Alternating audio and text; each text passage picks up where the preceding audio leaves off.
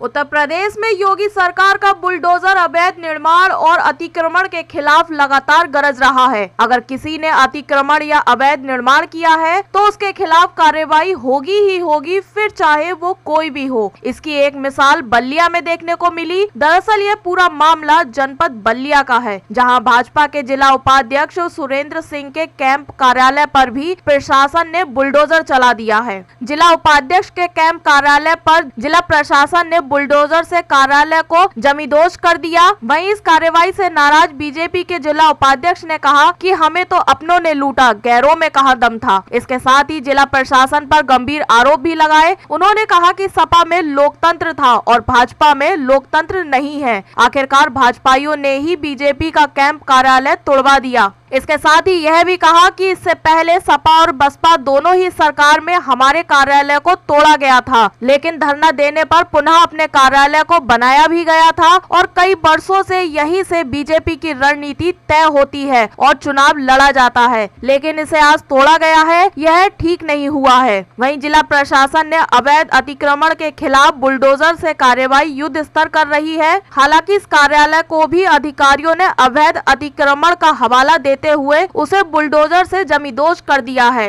इसके साथ ही कार्यालय को तोड़े जाने पर भाजपा के जिला उपाध्यक्ष सुरेंद्र सिंह ने कहा कि अपने कार्यकर्ताओं से मिलकर आगे की रणनीति तय करेंगे।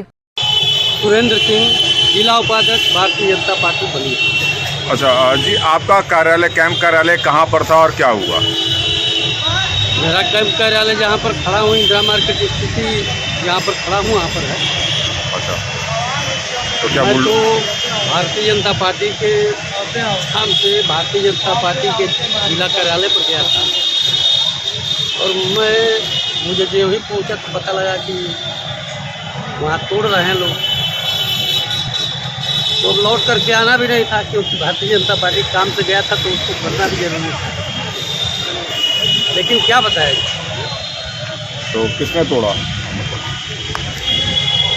सरकार के लोगों ने आके तोड़ा तो सरकार ही को माना जाए। तो क्या पहले कोई नोटिस दी गई थी या कुछ? कोई नोटिस नहीं। कब से ये कार्यालय था आपका? ये करीब इंदिरा मार्केट जब से बना तब से था। तब से आपका ये कैंप कार्यालय रहा? तब से समाजवादी पार्टी के सरकार में कार्यालय को तोड़ा गया और पुनः मैं धरने पर बैठा और एक हफ्ते के अंदर कार्यालय को बनाया गया और समाजवादी पार्टी की सरकार ने बना करके मुझे दिया। तो क्या जब आपकी सरकार है तो क्या फिर आप धरने पर बैठेंगे कार्यालय के लिए? तो अपनी सरकार है तो धरने पर क्या बैठे? एक कहावत है कि मुझे तो अपने ने लूटा, मुझे अपनों ने लूटा, गैरों में कहाँ कम था, गैरों में कहाँ दम था। मेरी किश्ती वहीं पर डूबी जहाँ पानी भी कम। तो बलिया में जो अतिक्रमण का हटाने का अभियान चल रहा है, क्या सही चल रहा है? एकदम सही नहीं है।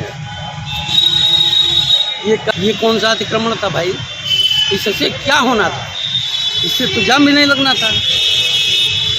मैं पुनः एक बार कह रहा हूँ, तो फिर यहाँ के जिला अधिकारी महोदय का जो कार्यशैली चल रहा है अच्छा नहीं है। सारे अधिकारी कह रहे हैं कि जिला अधिकारी का दबाव है कि एकदम तोड़ दो। आखिर जिला अधिकारी पर किसका दबाव है भाई? मैं जिला अधिकारी से 4 दिन से मिलने का समय लिया था। 11 बजे बुलाए, उठ करके भाग गए। पुनः आज भी मैं गया मिलने के लिए, आज वो चले गए आजमगढ़ बैठा थे। तो कम से कम कौन लोग बैठते थे? इसमें भारतीय जनता पार्टी का कोई भी व्यक्ति नहीं है या नहीं बैठता था। जब सरकार नहीं थी तो सारे लोग यहीं से आंदोलन करते थे, यहीं से लड़ाई लड़ते थे। समाजवादी पार्टी के साथ हम लोग यहीं से लड़ते भी थे और तोड़वाई तो उनसे बनवाए भी। बहुजन से भी लड़े और बहुजन सरकार से लड़ करके भी हम लोगों ने इस कार्यालय को खाली नहीं होने दिया। इसलिए अब क्या बताएं, जब मैं धरने पर बैठा तो कार्यालय बन गया, इसका मतलब कि लोकतंत्र था। बन जाएगा तो पुनः मानूंगा कि लोकतंत्र है। भारतीय जनता पार्टी ही तोड़वा रही है।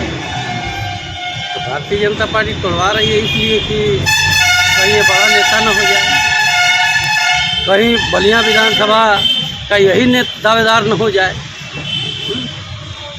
तो इसलिए सब ये सब चल रहा है। तो इससे मैं घबराने वाला नहीं हूँ। यानी कहीं से अंदरूनी साजिश नहीं मानते हैं। मैं 40 वर्षों से विपक्ष से लड़ा रहा हूँ। यानी इसे ये जो हुआ अभी हाल ही में जो 40 साल से आपका कैंप कार्यालय रहा, तो इसे कहीं ना कहीं आपको राजनीतिक नज़रिए से देखा जाए तो अंदरूनी एकदम देख रहे हैं। बलिया में तो खास तौर से अंदरूनी बहुत है। क्या है? मतलब आप ही के पार्टी के लोग आपको दबाने की कोशिश कर रहे हैं। भाजपा की मैं तो कहा है कि मुझे तो अपने ने लूटा, गैरों में कहा दम था, मेरी कश्ती वहीं पर डूबी जहाँ पानी कम थी। तो किसने डुबाया कश्ती? उसमें बताना क्या है, मैं तो बता रहा हूँ।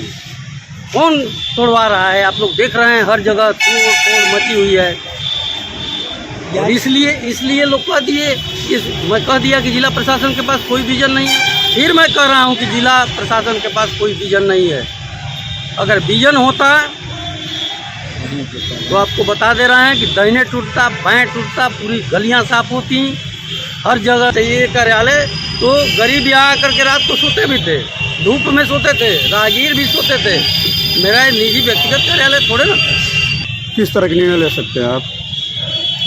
अभी मैं सोच रहा हूँ, अपने लोगों से बात कर रहा हूँ। बात करने के बाद ये आंदोलन भी हो सकता है। तो इस कार्रवाई से क्या भारतीय जनता पार्टी को आने वाले चुनाव में भी जिस तरीके से बुलडोजर की कार्रवाई चल रही है, इससे नुकसान भी हो सकता है? मैं ये नहीं कहा बुलडोजर की कार्रवाई चले।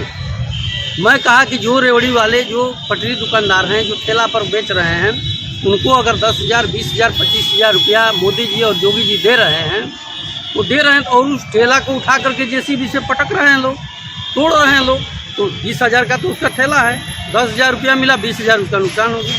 तो इस तरीके से कोई गरीब का उत्थान कैसे